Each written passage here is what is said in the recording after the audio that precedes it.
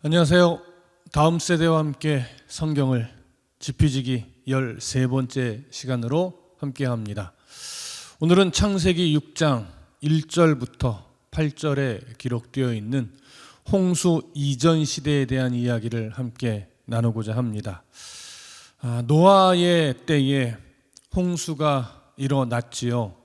홍수가 일어나게 된 결정적인 원인은 하나님이 택한 백성들의 타락 때문이었습니다. 오늘날로 비교해 보자면 성도가 그리고 교회가 타락했기 때문에 심판을 받은 것이다 라고 말할 수 있을 것입니다. 창세기 6장 1절과 2절을 보면 사람이 땅 위에 번성하기 시작할 때에 그들에게서 딸들이 나니 하나님의 아들들이 사람의 딸들의 아름다움을 보고 자기들이 좋아하는 모든 여자를 아내로 삼는지라, 이렇게 되어 있습니다.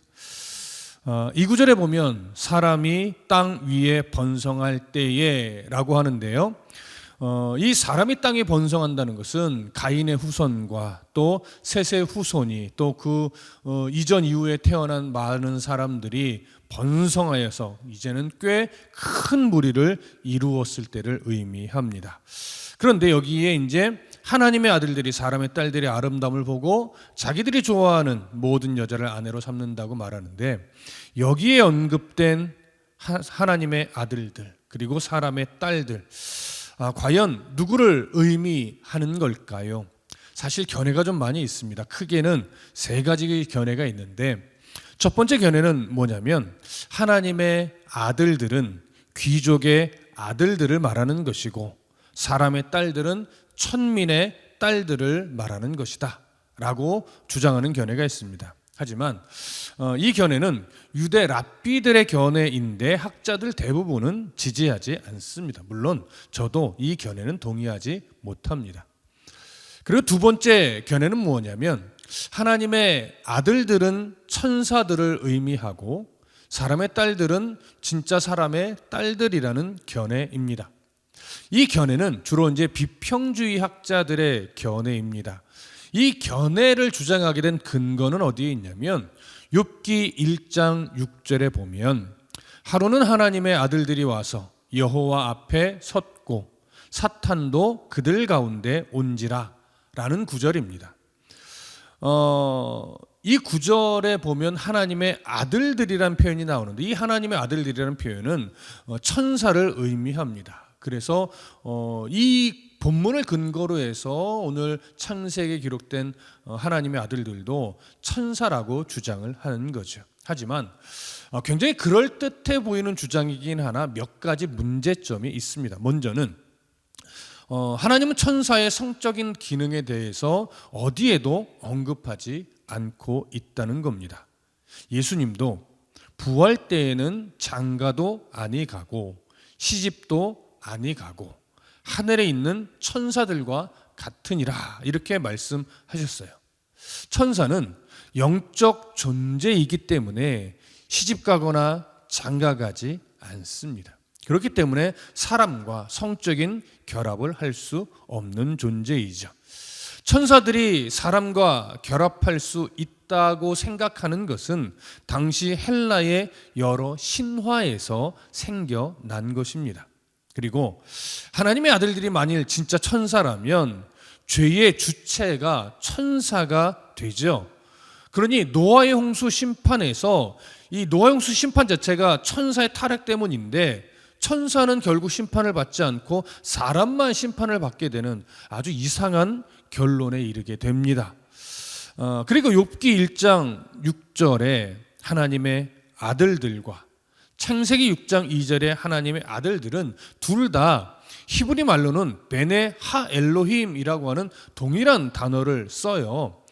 아들들의 히브리 말이 베네이고 만들어진 존재란 뜻으로 사람이든 천사든 하나님이 만든 모든 피조물에 다 사용할 수 있는 그런 단어입니다. 따라서 베네 하 엘로힘은 천사에게도 또 사람에게도 적용할 수 있는 단어입니다. 그렇다면 이제 하나 생각해 볼까요? 창세기 6장의 배경은 천상입니까? 아니면 땅입니까? 네, 바로 땅이죠. 그럼 욥기 1장의 배경은 천상입니까? 땅입니까? 네, 바로 천상입니다. 따라서 창세기 6장의 배경이 땅이기 때문에 베네하 엘로힘은 천사라고 보기 어렵고 사람이라고 보는 것이 옳다고 여겨집니다. 욥기 1장의 배경은 천상이기 때문에 베네하 엘로힘은 사람이기보다 천사로 보는 게 옳겠죠. 그러면 욥기 1장에는 왜 천사들을 굳이 하나님의 아들들이라고 기록했을까요? 단정하기는 좀 어렵지만 아마도 하나님을 대적하는 사탄의 견주어 하나님과 가까운 천사들을 강조하기 위해서 그들과는 다르다라고 하는 것을 보여주기 위한 의도로 하나님의 아들들이라고 기록한 것으로 여겨집니다. 그래서 우리는 창세기 6장의 하나님의 아들들을 천사로 보지 않고 하나님의 아들들로 보는 것이 옳지 않은가 이렇게 생각을 하는데, 실제로 세 번째 견해는 이런 주장이 있어요. 하나님의 아들들은 셋의 후손들이며 사람의 딸들은 가인의 후손들이라는 견해입니다. 이 견해가 제가 지지하는 견해입니다. 사람이 땅 위에 번성하기 시작할 때에 그들에게서 딸들이 나니의 이 때는 이제 가인의 후손들과 셋의 후손들이 많아져서 꽤 큰 무리를 이루어가던, 그래서 그렇게 살아가던 때를 의미하거든요. 노아의 때 홍수가 일어나기 전까지 사람들이 엄청나게 번성했다는 것이고 또 그들에게서 딸들이 났다는 겁니다. 딸들이 낳았다는 것이 단지 아들들을 낳지 않았다거나 적게 낳았다는 의미는 아닙니다. 아들이 아닌 딸들을 낳았다라고 기록한 이유는 하와의 죄를 기억하게 하려는 것이죠.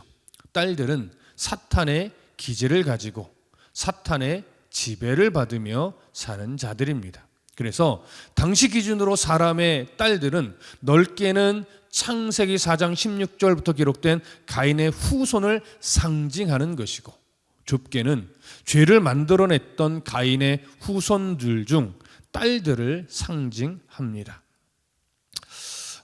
그러면 하나님의 아들들은 사람의 딸들과 대조되는 표현으로서 아담의 불순종 때문에 죄성을 물려받았지만 그래도 본성을 누르고 하나님의 뜻대로 살기 위해 애쓰는 자들을 말합니다. 그래서 당시 기준으로 하나님의 아들들은 창세기 5장 5절부터 기록된 셋의 후손을 상징하죠.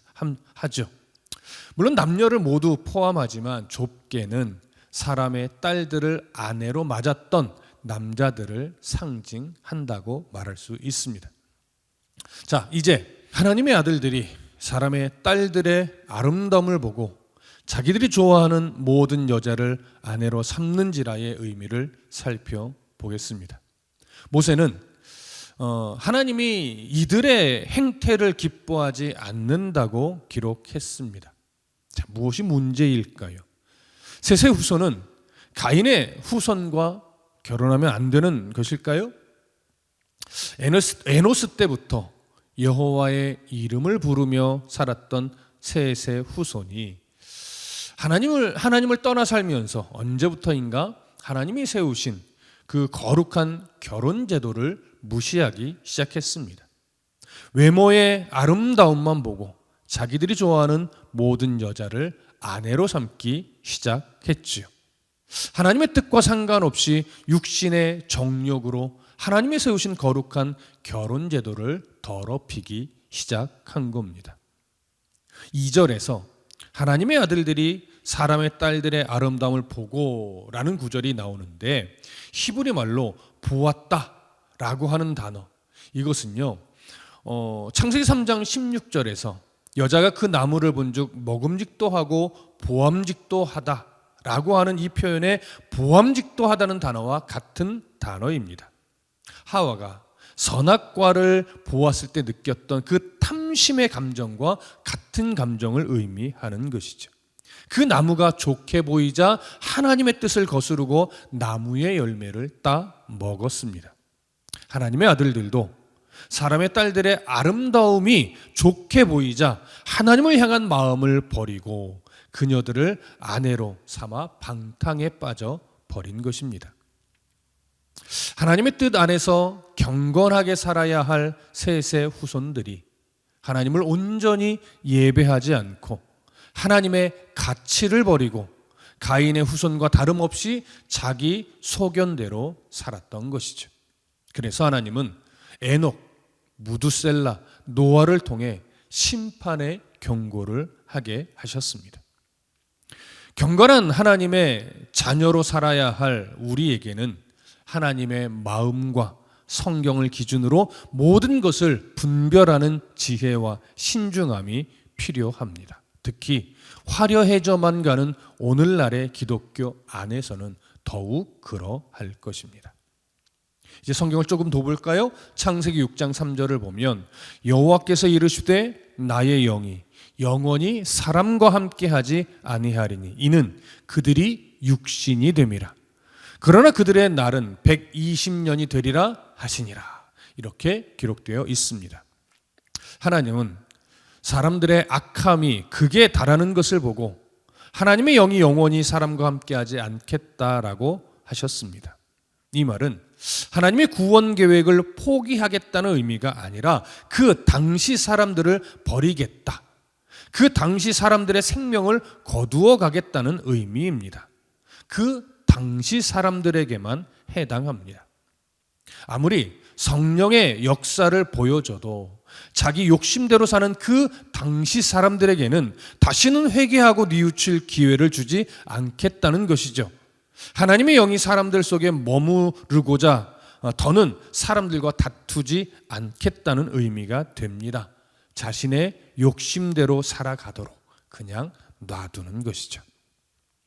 하나님의 이런 결정은 그들이 육신이 되었기 때문이라고 모세는 기록했습니다. 육신으로 번역된 히브리 말은 바사르이고 이것을 헬란 말로 하면 사륵스라고 하는 단어가 됩니다.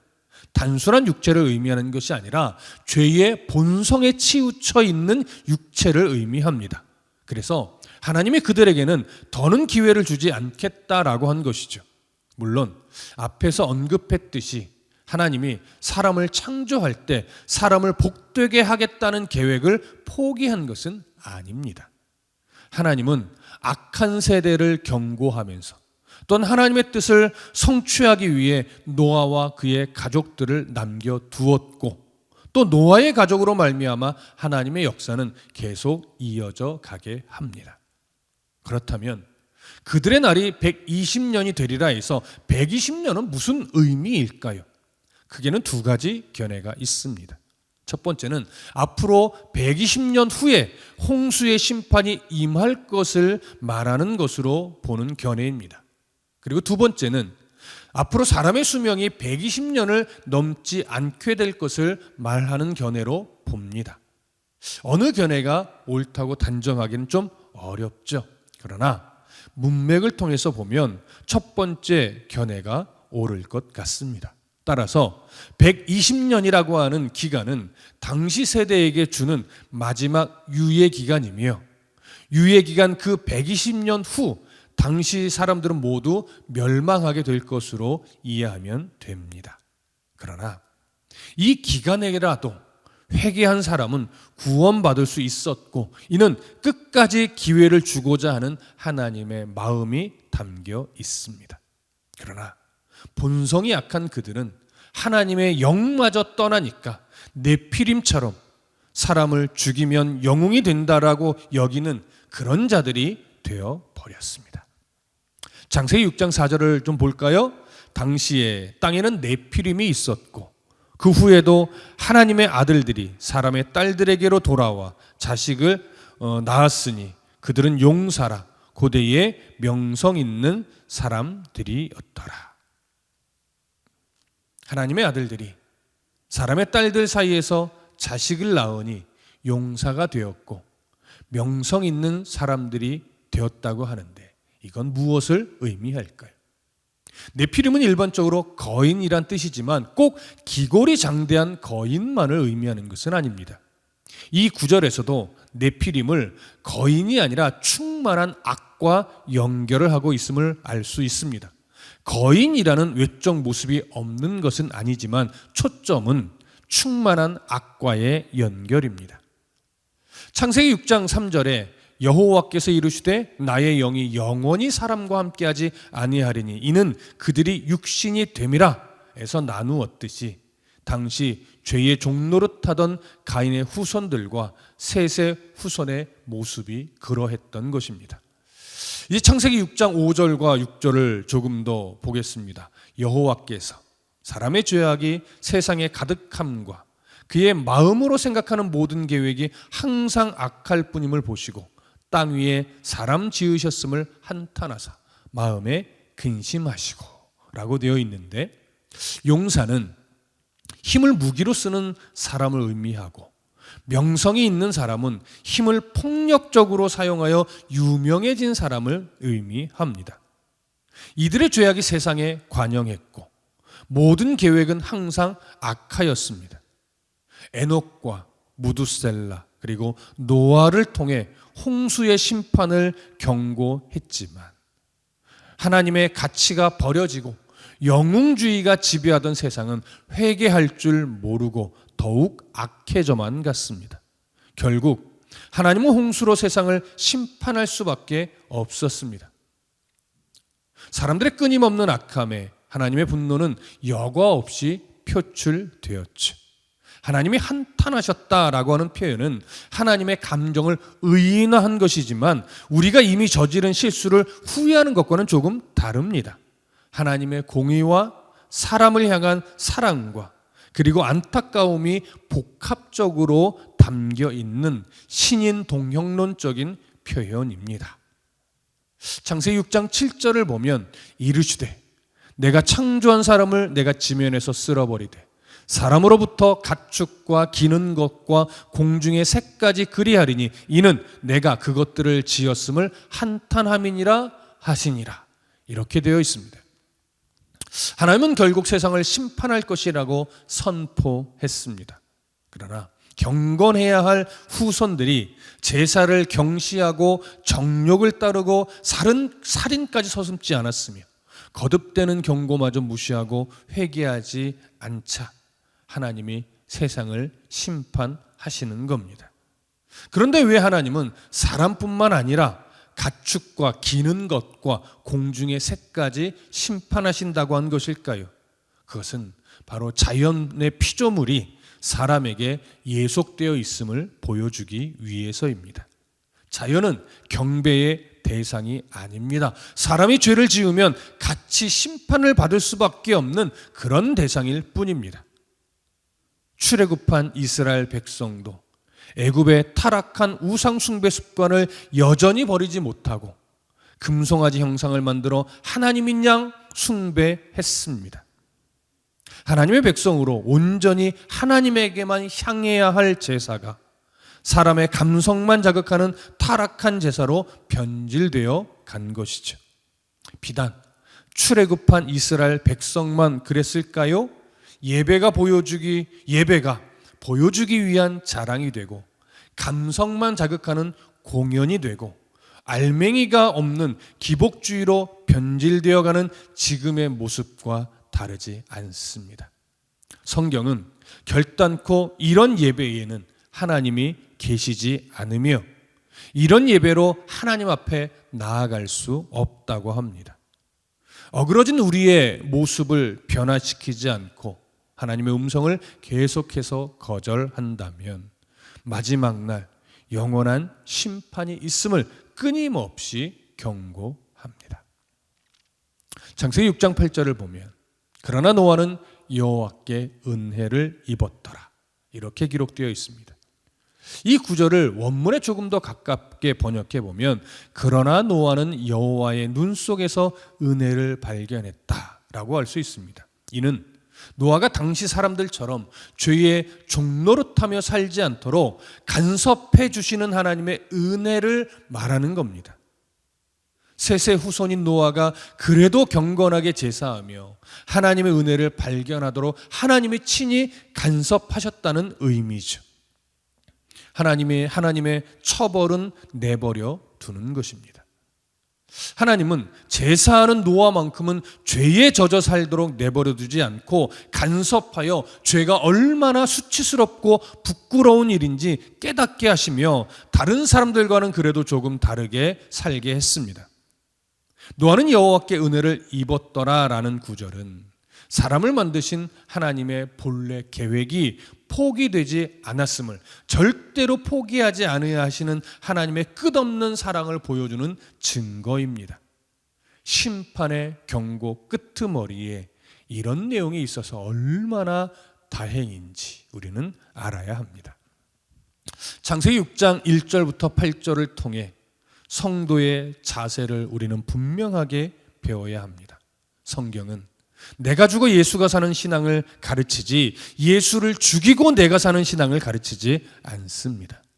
자기를 부인하고 자기 십자가를 지고 예수를 배우는 것이 신앙입니다. 그런데 왜 자기를 부인하기 싫어하고 자기를 드러내길 좋아하며 자기 십자가를 지기보다 부귀영화를 누리려 하며 사랑의 멍에 지는 법을 배우기보다 군림하려고 하는 것일까요? 기도에서 성공해야 좋은 신앙인 것처럼, 기도에서 병이 나아야만 깊은 신앙인 것처럼, 기도에서 좋은 대학 가야만 응답받는 신앙인 것처럼 왜곡된 세대가 되어 버렸습니다. 홍수 이전의 세대와 다름이 없습니다.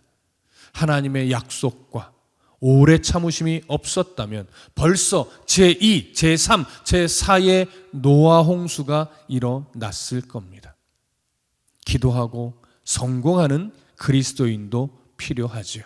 그러나 기도하고 잘 망하는 성도도 있어야 합니다. 기도하고 병 낫는 성도도 필요합니다. 그러나 기도하고 아름답고 복된 죽음을 맞이하는 성도도 있어야 합니다. 기도하고 좋은 대학 가는 학생도 필요하죠. 그러나 기도하고 대학에 떨어지는 학생도 있어야 합니다. 그럼에도 신앙을 지켜내는 모습이 필요하기 때문이죠. 어떤 모습이기를 소망하기보다는 하나님이 어떤 모습을 주든지 기뻐할 수 있는 그리스도인이 되어야 할 것입니다. 감사합니다.